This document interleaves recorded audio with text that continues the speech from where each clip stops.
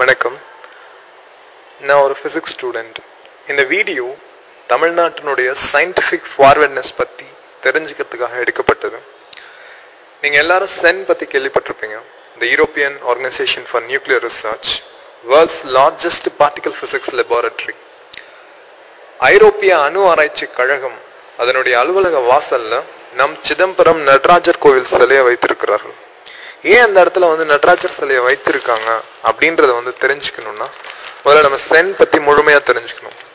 சென் இப்ப நீங்க பார்த்துட்டு இருக்க இந்த இடம் பூமிக்கு அடியில 100 மீட்டர் ஆழத்துல 27 கிலோமீட்டர் அளவுக்கு ஒரு மிகப்பெரிய டனல் இருக்கு. இந்த டனல் வழியா தான் சபட்டாமிக் பார்ட்டிகல்ஸ் என்று சொல்லக்கூடிய அணு துகள்களை ரொம்ப வேகமா ஆக்சலரேட் பண்ணி ஒன்னோட ஒன்று மோத வைத்து பெரிய பெரிய கண்டுபிடிப்புகளை எல்லாம் கண்டுபிடிப்பார்கள். அப்படி ஒரு வகையில கண்டுபிடித்தது தான் கடவுள் துகள் என சொல்லப்படுகின்ற காட்ஸ் பார்ட்டிகல். இதற்காக இந்த இடத்துல நடராஜர் சிலையை வச்சிருக்காங்க அப்படின்னா தமிழர்களோட வரலாற்றை கொஞ்சமாச்சும் நம்ம தெரிஞ்சுக்கணும். 7ஆம் நூற்றாண்டுல சோழர்கள் மறுபடியும் தலையெடுக்கிறாங்க. அதற்கு அடுத்த 2 நூற்றாண்டுகள்ல, அதாவது 8 மற்றும் 9ஆம் நூற்றாண்டுகள்ல தெற்காசிய பகுதிகள் முழுவதும் சோழர்களின் கீழ் வருகிறது. இலங்கை உட்பட தமிழர்கள் அன்று தெற்காசிய பகுதிகள் முழுதையும் ஆட்சி செய்தார்கள். அங்கோர்வாட் போன்ற கோயில்கள் எல்லாம் இதற்கான அடையாளங்கள். மிகப்பெரிய சமுத்திரமான பே ஆஃப் பெங்காலை சோழர்களின் இலக்கியம் ஏரி என்று குறிப்பிடுகின்றது. கடலையே ஏரி என்று குறிப்பிடப்படுகின்ற அளவிற்கு சோழர்களின் கடற்படை மிக வலிமையாக இருந்தது. இந்தியாவிலிருந்து கடல் கடந்து சென்று தன்னுடைய அரசை ஸ்தாபித்த அரசர்களுள் சோழ பேரரசு இன்று வரை சால சிறந்தது. அதுவே முதன்மையானது. பராந்தக சோழர் கிபி 8ஆம் நூற்றாண்டு சிதம்பரத்திலே பொற்கூரையை வேய்ந்து சிதம்பரம் நடராஜர் கோயிலுக்கு தொண்டு செய்கிறார். அதன் பின் 20ஆம் நூற்றாண்டுகளில் Albert Einstein he invented the theory of relativity.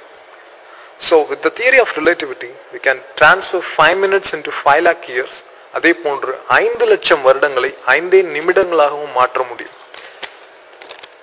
இந்த மாதிரியான கான்செப்ட்ஸ் எந்த அளவுல சிதம்பரம் நடராஜர் சிலையில ஒத்து போகுதுன்னா, அந்த சிலையின் வடிவங்கள்ல, அதோட வளைவுகள்ல நேரத்தை எப்படி வளைத்தால், நேரங்களை வளைத்தால் பிரபஞ்சங்களை வளைக்க முடியும்.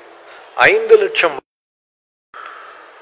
Till date, one of the most successful invention in experimental physics is Raman effect.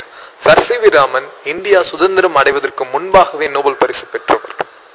India அடிமை தலைகளில் பூண்டிருந்த காலத்திலேயே Sir C V Raman Nobel பரிசினை பெற்றார். நோபல் பரிசு பெற்ற முதல் இந்தியரும் ராமன் தான். அதன் பின் சுப்பிரமணியம் சந்திரசேகர், அவர் குவாண்டம் பிசிக்ஸ்ல இன்னைக்கு வரைக்கும் மிகப்பெரிய மைல்ஸ்டோன் என்று சொல்லப்படுகின்ற சந்திரசேகர் லிமிட், அதற்காக நோபல் பரிசு பெற்றவர். இந்த இருவருமே தமிழர்கள். அதாவது தமிழர்கள் தான் இதுவரை இந்தியாவில் பெற்ற 2 நோபல் பரிசு, அதாவது விஞ்ஞான ரீதியாக 2 நோபல் பரிசு பெற்ற இந்தியர்கள் தமிழர்களே. அதற்காக மற்றவர்கள் திறமையற்றவர்கள் என்று அல்ல.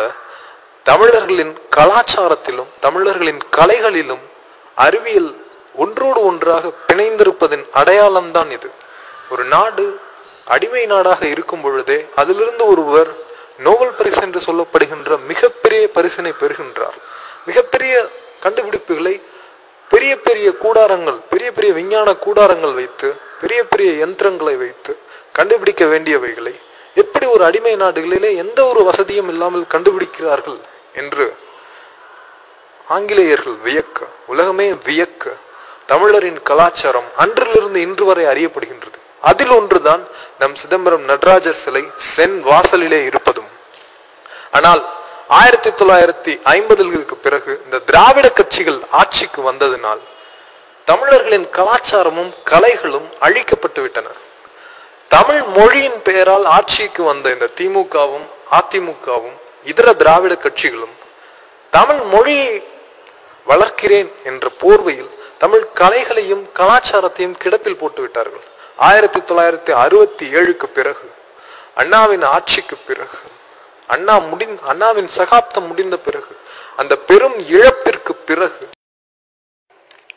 சற்றேறக்குறைய 40 ஆண்டுகளாக தமிழ்நாட்டில் அண்ணாவிற்கு நிகரான தலைமை கிடையாது. அது டிஎம்கேனாலும் சரி, இல்ல ஏடிஎம்கேனாலும் சரி. அண்ணாவை போல இங்க யாராவது இருக்காங்களான்னா இல்லவே இல்லை.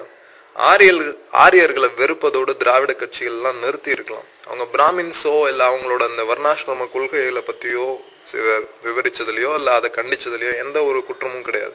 ஆனால் அதை தாண்டி கோவில்களும் மூட நம்பிக்கை கூடங்கள் என்ற போதுதான் சிக்கல் உருவாயிற்று. இன்று வரை நம் கலைகளும் தமிழினத்தின் உண்மையான அறிவியல் மேன்மையையும் கண்டறியும் முயற்சி நம்மிடத்தே இருக்கிறதா என்றால் கண்டிப்பாக இல்லை. The great living Chola temples, சோழர்களின் கோவில்கள் யுனெஸ்கோவால் அங்கீகரிக்கப்பட்டது. அமெரிக்கன் ஸ்காலர்ஸும் யூரோப்பியன் ஸ்காலர்ஸும் தினமும் இங்க வந்துட்டு அந்த கோவில்களை சுத்தி அலைறானுங்க. இங்க வந்து பரதநாட்டியத்தையும் தமிழ் சங்கீதத்தையும் கத்துக்கிட்டு அங்க போய் அதை கத்துக் கொடுக்குறாங்க. ஆனா நம்ம பள்ளிக்கூடங்கள்ல நாம் பரதநாட்டியத்தோ இல்ல தமிழ் சங்கீதத்தையோ இல்ல கலரையோ இல்ல மற்ற தமிழ் கலைகளையோ ஒரு பாடப்பிரிவாக சேர்த்திருக்கோம்னா கண்டிப்பா இல்ல. உலகமே பார்த்து வேர்க்கிற யோக கலாச்சாரம் கூட நம்மளுதுதான், நம்ம முன்னோர்களால உருவாக்கப்பட்டது. இன்னைக்கு அதை பத்தி பல்லாயிரக்கணக்கான கோடி ரூபாயில யூஎஸ்ல யூரோப்ல ரிசர்ச் எல்லாம் போயிட்டு இருக்கு. ஆனா யோகாவை பத்தி ஒரு பாடத்திட்டம் கூட இங்க இல்ல. இங்க 10th ஸ்டூடெண்டோ இல்ல 12th ஸ்டூடெண்டோ யோகாவை பத்தி ஏதாவது ஸ்பெசிபிக்கா எழுதுறாங்கன்னா கண்டிப்பா இல்ல. சேன்ல நாசால அட்லாஸ்ல எல்லாம் தேடி அலைகிற சயின்டிபிக் இன்வென்ஷன்ஸ் சர்வசாதாரணமா நம்ம கலாச்சாரத்திலேயே கொட்டி கிடக்கு. ஆனா நம்ம அதையெல்லாம் விட்டுட்டு இன்னைக்கு சாஃப்ட்வேர் விற்கிறதுக்கும் சோப்பு விற்கிறதுக்கும் மாத்தி அலைஞ்சிட்டு இருக்கோம். தமிழ்நாட்டுல இருந்துதான் Sir C V Raman, Subramaniam Chandrasekhar இவங்கெல்லாம் வந்து நோபல் பிரைஸ் வாங்கினாங்க. ஆனா இன்னைக்கு பேசிக் சயின்சஸ் தமிழ்நாட்டுல எப்படி இருக்கான்னா அதே பெரிய கேள்விக்குறி. எல்லாரும் இன்ஜினியரிங் போயிட்டு இந்த பாட்னி, சுவாலஜி, கெமிஸ்ட்ரி, பிசிக்ஸ் இந்த மாதிரி பேசிக் சயின்சஸ் சப்ஜெக்ட்லாம் அழிஞ்சுக்கிட்டே வருது. நம்மளோட பெர்சன்டேஜ் சென்ட்ரல் யூனிவர்சிட்டிஸ்களோட தமிழ் ஸ்டூடெண்ட்ஸ் அதிகமா பார்க்க முடியறதில்ல. இந்த கோர்ஸ்ல எல்லாம் ISROல நம்மளோட பெர்சன்டேஜ் ரொம்ப குறைஞ்சு போச்சு. கவர்மெண்ட் நினைச்சா இங்க இருக்க கவர்மெண்ட் நினைச்சா எதையுமே மாத்தலாம். அரசியல்வாதிகள்கிட்ட தான் கவர்மெண்ட் இருக்கு. IAS ஆபீசர்கிட்டயோ இல்ல வந்து அதிகாரிகள்கிட்டயோ கவர்மெண்ட் கிடையாது.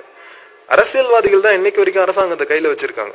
ஆனா இங்க இருக்க அரசியல்வாதிகளுக்கு தெரிஞ்சது ரெண்டே அரசியல் தான். ஒன்னு தமிழ் மொழி அரசியல், இன்னொன்னு வந்து ஜாதி அரசியல். இந்த லாங்குவேஜ் பாலிடிக்ஸையும் காஸ்ட் பாலிடிக்ஸையும் எடுத்துட்டா இவங்களுக்கு வேற பாலிடிக்ஸே பேச தெரியாது. டெவலப்மெண்ட் பாலிடிக்ஸ்னா என்னன்னு தெரியுமான்னு கேட்டா அப்படின்னா என்னன்னு கேட்பாங்க. தமிழா விழித்துக்கொள், அரசியல் மேலாண்மையிலும் அறிவியல் மேன்மையிலும் உலகில் ஈடு இணை இல்லாதது தமிழினம். இனி அஞ்சு ஒதுங்கி விடாதீர்கள். நம் ஊரை காக்க முயற்சி செய்ய வேண்டிய தருணம் இது. நம் கலைகளும் கலாச்சாரத்திலும் இடையே புதைந்திருக்கும் பெரும் செல்வத்தை கண்டறிய வேண்டும். நம் மேன்மை அதில் தான் அடங்கி இருக்கிறது.